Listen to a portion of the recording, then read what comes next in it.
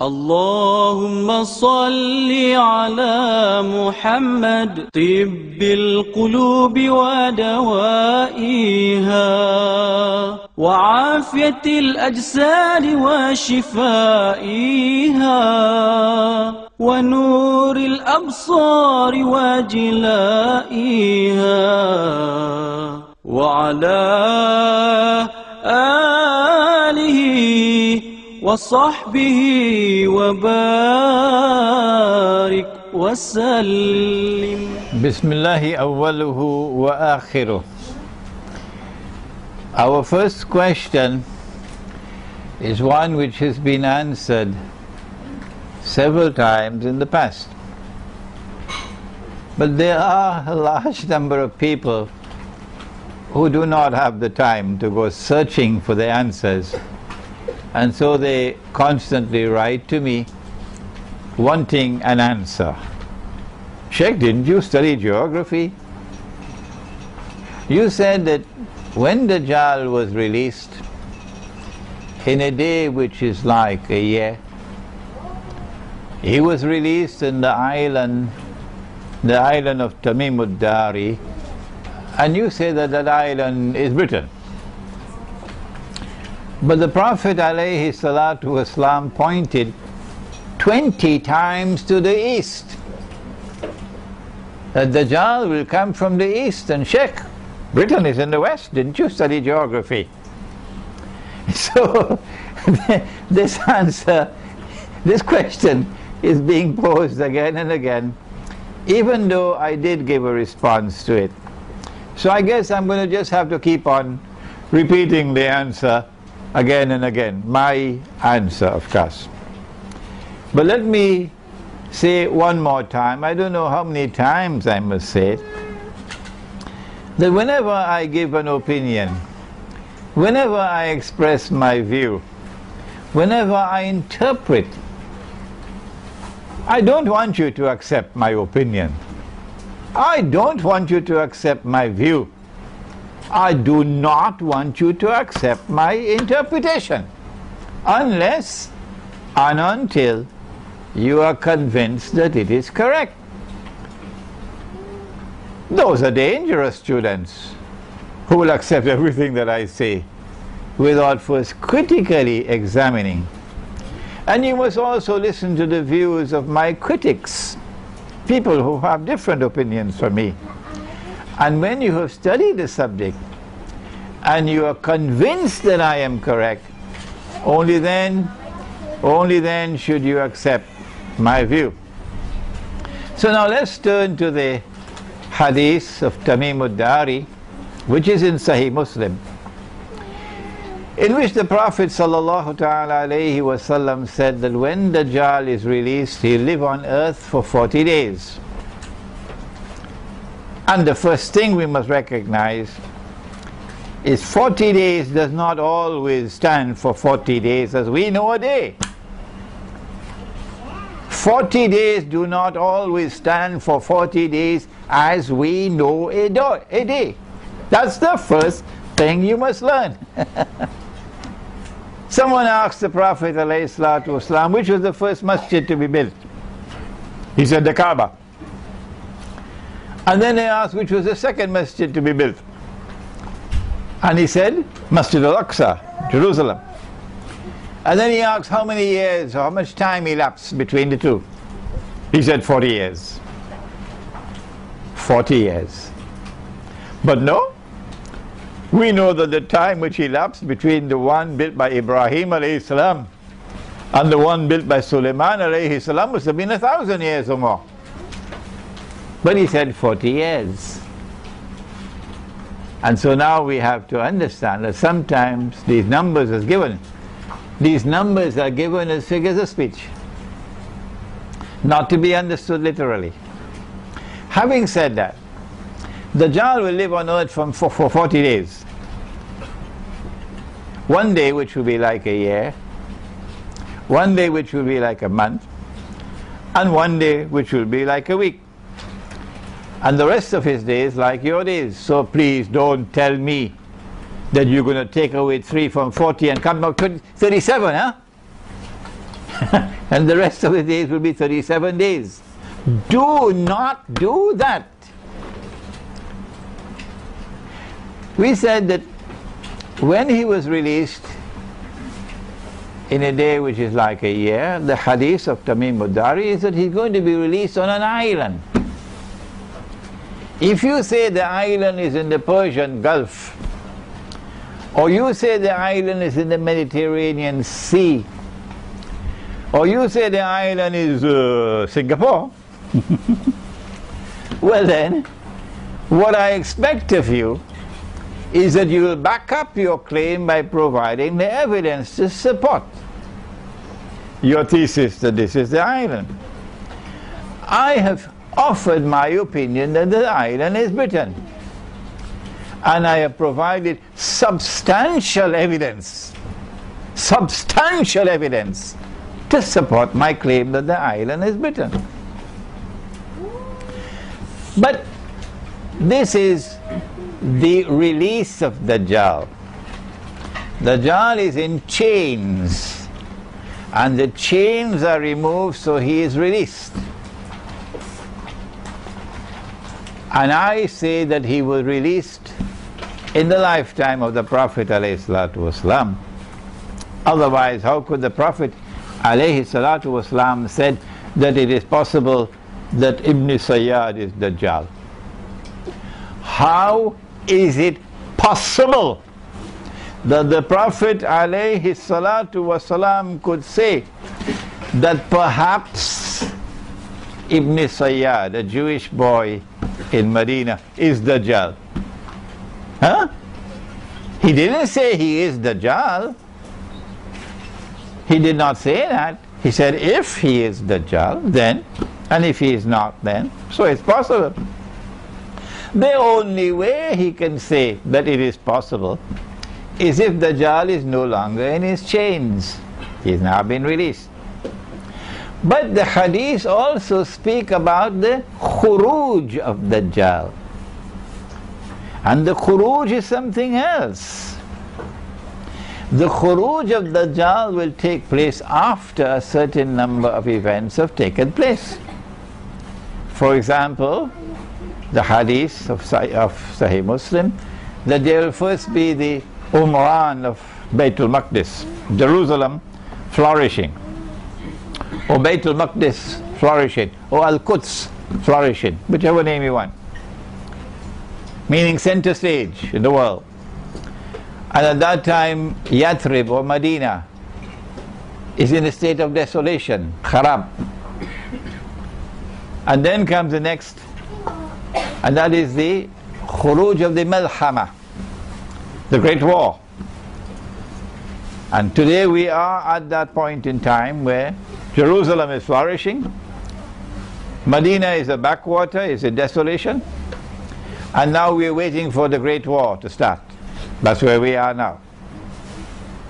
But the khuruj of the Malhama is going to lead to the Fathul Constantiniya. Constantinople is going to be conquered after the Great War. That is an event which is to come. And then after the Fathul Constantiniya, only then do you have the khuruj of Dajjal. So don't mix up the two. The khuruj of Dajjal is when he appears in human form. And at that time you'll see him as a Jew, and as a young man, and powerfully built, and curly hair. And I used to always think that this is curly hair, until a student of mine came from Egypt. And he pointed out to me, no, there is something in the Torah about wearing the curls at the side. And that is what the Prophet is talking about, the curls that the Orthodox Jews wear at the side of the face. That is the curls that Dajjal will have. How curly hair. And so it is when Dajjal khuruj comes, At that time he's going to come from the east. 20 times the Prophet pointed in the direction of the east. But his release and his khuruj are two different events. This one is Britain and that one is the east. And yes, Imran Hosein did study a little bit of geography in school. So I hope we have explained that subject. Our next question pertains to the hadith about the river Euphrates, that the Prophet said, alayhi salatu wasalam, that the river Euphrates will uncover a mountain of gold, and that people will fight over that gold, and that 99 out of every 100 will be killed, and everyone will be saying, I hope I will be the one who will survive. But the Muslims must not touch that gold. And I have lectured on the subject and offered an opinion. And my opinion is that this is not to be understood literally. No. That we don't have to wait until the river dries up, and then from underneath the river will emerge a mountain of the metal. No. I'm saying that what is lying underneath the river in that entire basin is oil. And while there's oil in the North Sea, you don't have to remind me of that. And while there's oil in Nigeria, and while there's oil in Venezuela, and oil in the United States, and lots of oil in Russia, it is this oil, the one in the basin underneath the river Euphrates, this is the oil which is destined to function as gold. Gold has always been money. Money, dinar.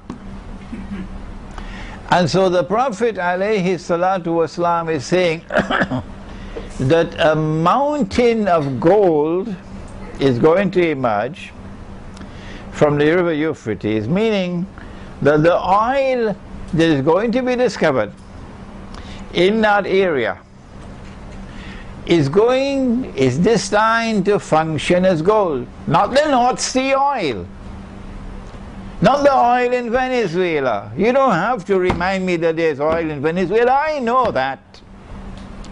It is this oil which is destined to function as gold. And that is why it was said a mountain of gold. And this is my opinion. Don't touch it. Oh, but gold is halal. Allah created gold as halal. Why should I not touch gold? Is there any sane reason? Any rational explanation for me not touching gold that Allah made halal? And there's a hadith that in Akhirul Zaman the earth is going to vomit. The earth is going to vomit from its liver columns of gold and silver. Why should I not touch that gold? No, it's not to be understood literally. What happened was that the Western world, the Zionist world, in search of achieving their ultimate objective of creating one world government that will rule over the whole of mankind, so that Dajjal could then rule over mankind from Israel. That's the strategy. To bring all of mankind together, globalization in a one world government. Decided about 100 years ago or more on a strategy involving money to bring all of mankind together through money into one world government. And so they began planning And they created the Federal Reserve in the United States.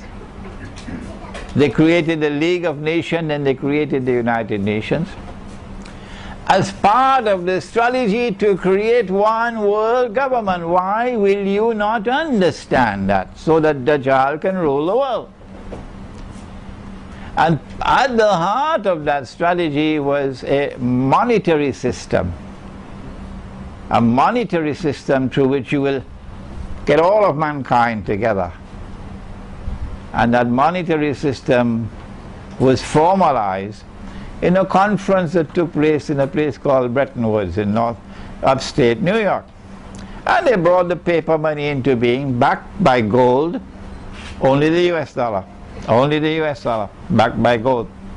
And all the rest of the paper money in the world having no backing by gold. And even the US dollar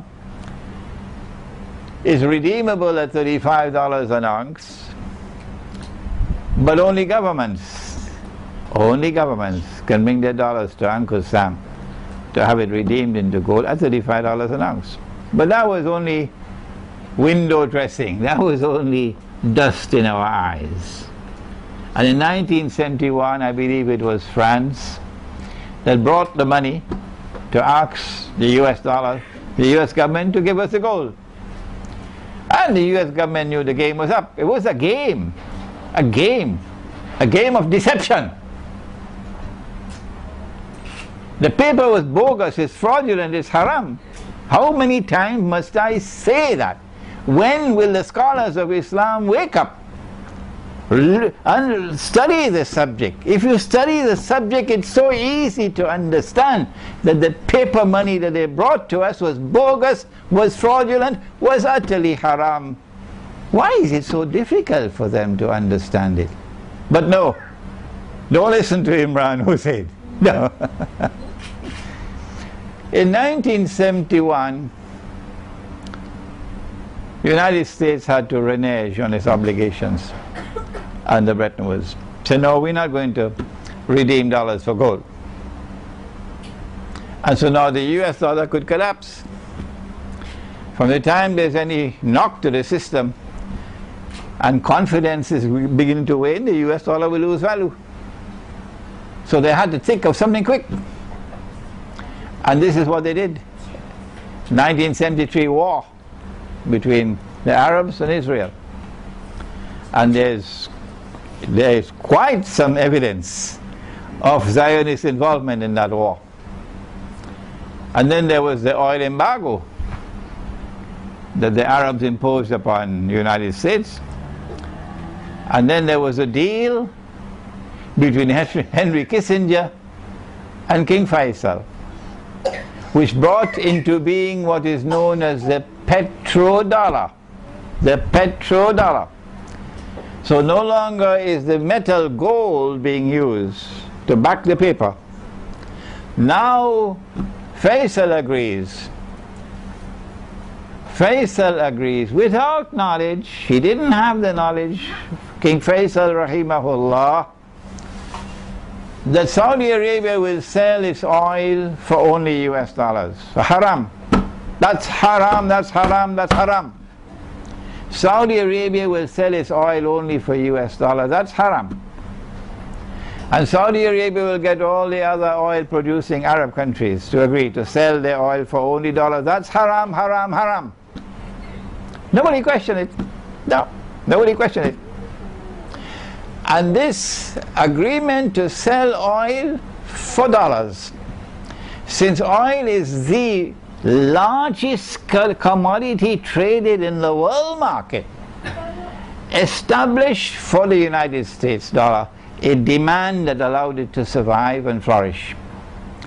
And then the US dollar, the petrodollar, also became the trade dollar. You want to buy and sell any part of the world, you need dollars. The banking system is not going to accept other money. No. You're in Pakistan and you want to buy from India. The Pakistani who wants to buy from India has to buy with US dollars. An Indian who wants to buy from Pakistani has to buy from with US dollars. What's wrong with the Pakistani rupee and the Indian rupee trading? No, you're going to buy the US, so you become the trading dollar. This is the hadith. This is the hadith. That the river Euphrates will uncover a mountain of gold. The Prophet ﷺ is referring to this. Don't touch it means we should not be touching this US dollar, and we should not touching the other paper money. This is my opinion, and it will not be long before we go in the grave and we know who is right and who is wrong. But those who insist on waiting for the mountain of gold to come out of the river, and I'm not speaking sarcastically about them, there's no need for them to respond to me with boxing gloves. In fact, it's too late for that now. They have the right to wait for the mountain of gold to come out of the river.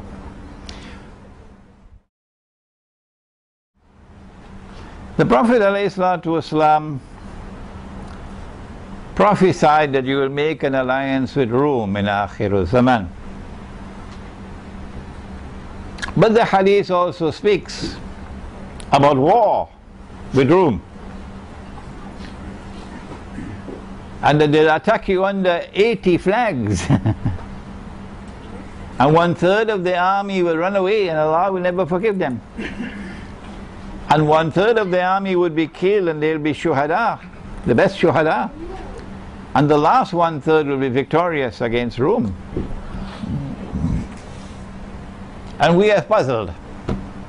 How can we make an alliance with the people who are going to fight against us? That's the question.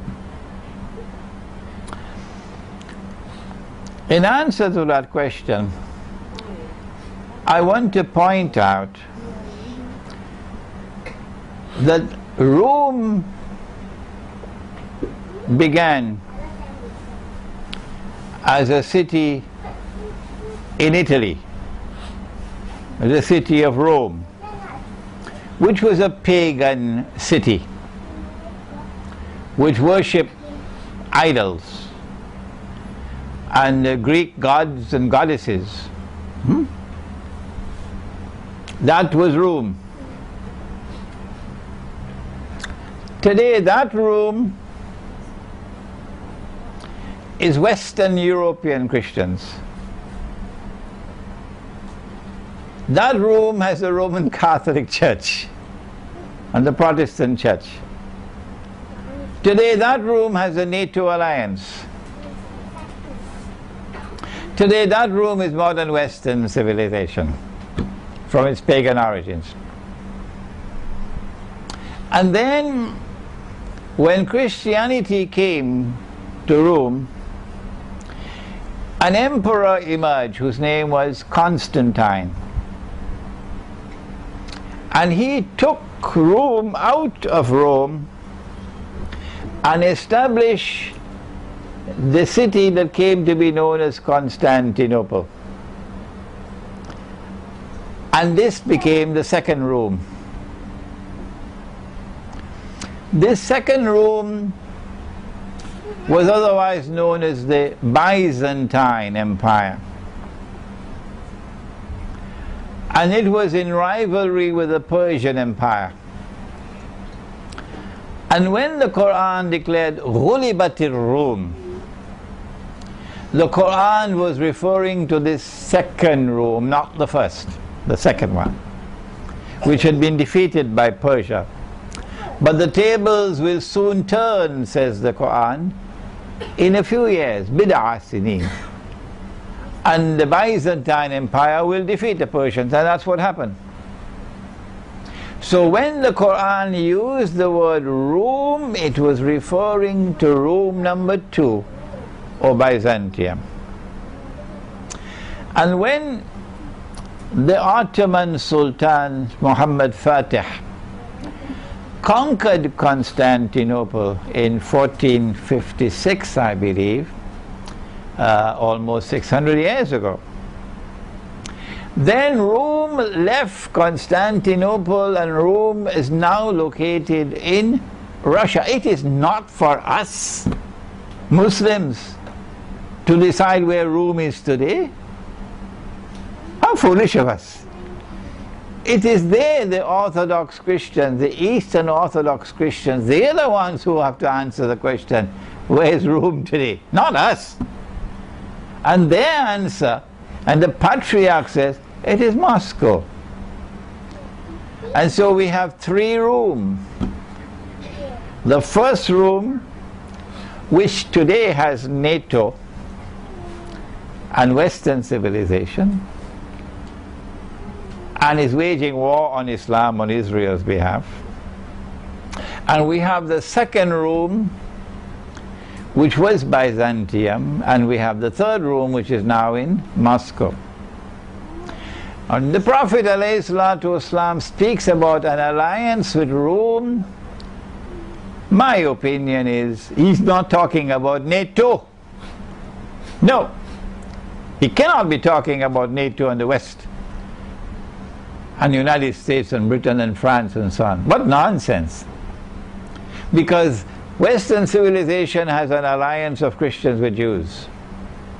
And in the Quran, in Surah Al-Ma'idah, Allah prohibits us from an alliance with such Christians and such Jews who are allies of each other. بَعْدُهُمْ أَوْلِيَاءُ بَعْضٍ. So the alliance with Rome could not be NATO or Rome number 1. The alliance with Rome cannot be number 2, because number 2 is gone. It's gone. Istanbul is now a Muslim city. The alliance with Rome, in my opinion, has to be number 3, Moscow and Eastern Europe. And I want to suggest to you that the attack from Rome is not from Russia. And that attack is coming, and it is from NATO. And they'll come with under 80 flags. It's the alliance with which they have attacked Afghanistan. And they're now preparing to attack Syria, and to attack Iran, and to attack Pakistan, and to attack Egypt. And Russia is not preparing to launch those wars, that malhama. It is NATO which is preparing to launch that malhama under 80 flags. And so there is no conflict here, that the alliance with Rome is an alliance with the same people who are going to be attacking us under 80 flags. No, I believe there is a confusion here, and these are 2 different Romes. There's Rome number 1, which is today NATO, and Rome number 3, which is Byzantium. We don't have any more time for any more questions, so let's take a little break, and then we will invite you to ask your questions.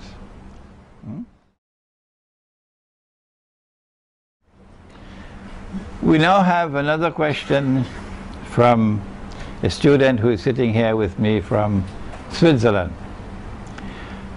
And he questions the hadith about an army which will come from Khorasan, which will have its black flags, and that army will conquer every territory in a straight line until it reaches Alia. Alia is the Roman name for Jerusalem. Baitul Maqdis is the Arabic name for Jerusalem.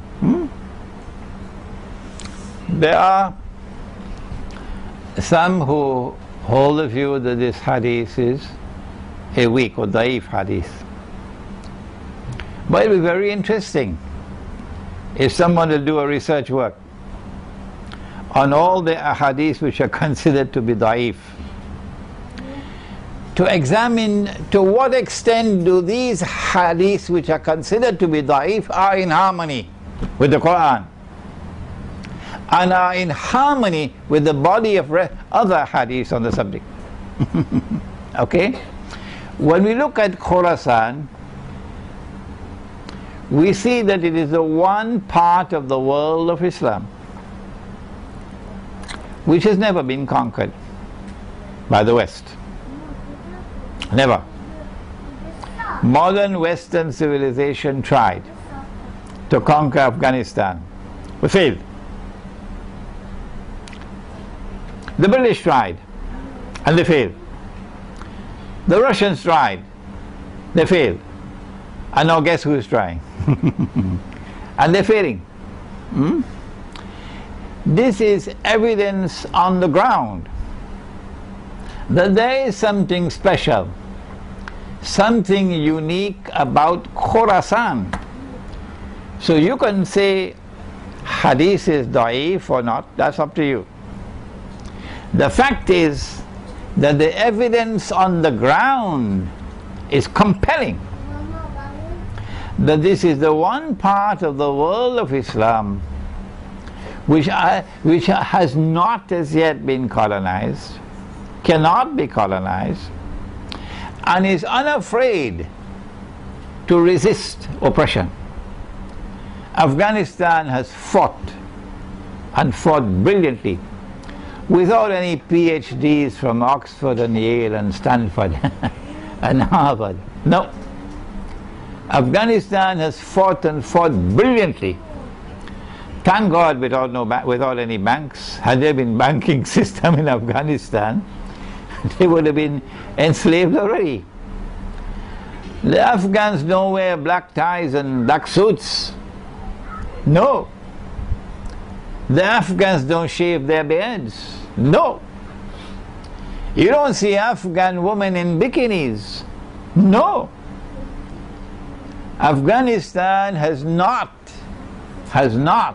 become a copycat of the modern West. And so it is quite possible that this hadith is going to be fulfilled one day, although some say daif, and that an army is going to come out of Afghanistan because the evidence is compelling. The mightiest military force in the world today is NATO. And NATO has had 10 years with Afghanistan, the poorest country in the world. And NATO has not as yet succeeded in subduing Afghanistan. The Afghans are still fighting. And so I say the evidence is compelling, daif or no daif, that an army is already fighting in Afghanistan and in Khorasan, and that army is destined to liberate Jerusalem. And I believe that event is not too far from now. Perhaps another 20, 25 years. But before I end, the Prophet ﷺ said that it is only at that time when those who have faith in their hearts long for death. There's nothing dearer to me in the world than to die, because the conditions in the world are so horrible that they long to leave this world. It is only at that time that the khuruj of Dajjal will take place. Only at that time.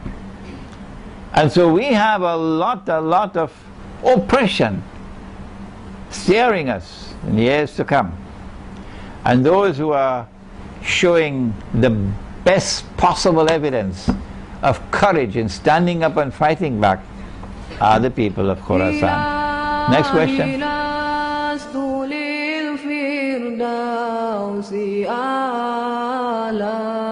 ولا أقوى على نار الجحيم الله فهب لي توبة واغفر ذنوبي فإنك غافر الذنب العظيم إلهي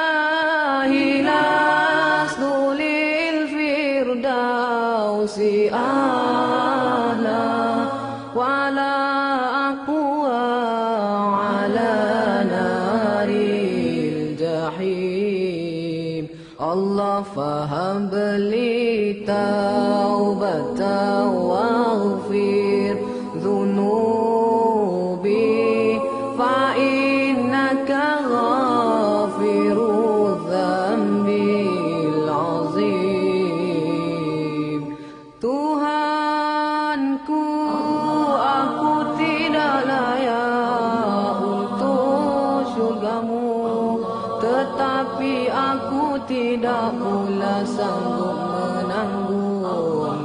dosa nerakamu. Dari itu kurniakanlah ampunan kepadaku, ampunkanlah dosaku. Sesungguhnya Engkaulah pengampun dosa-dosa besar. Tuhanku, aku tidak layak untuk syurgamu, tetapi aku tidak pula sanggup menanggung siksa nerakamu. Dari itu kurniakanlah ampunan kepadaku, ampunkanlah dosaku.